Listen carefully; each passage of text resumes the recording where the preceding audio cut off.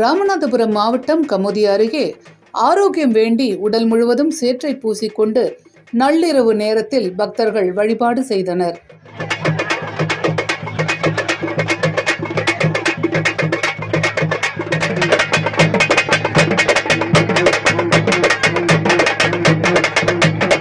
கருங்குளம் கிராமத்தில் அமைந்துள்ள சக்தி மாரியம்மன் கோயிலில் 25ஆம் ஆண்டு ஆடி பொங்கல் உற்சவ விழா கடந்த 1ஆம் தேதி காப்புக்கட்டு கொடியேற்றத்துடன் தொடங்கியது.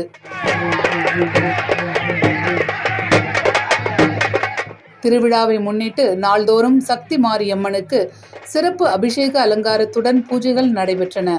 திருவிழாவின் முக்கிய நிகழ்ச்சியாக உடல்நலம் ஆரோக்கியம் பெற வேண்டி தங்களது உடல் முழுவதும் சகதியை பூசிக்கொண்டு சேத்தாண்டி வேடம் அணிந்து ஏராளமான பக்தர்கள் வேப்பிலையை கையில் ஏந்தி தப்பாட்ட இசை வாத்தியங்களுடன் முக்கிய வீதிகளை வலம் வந்தனர்.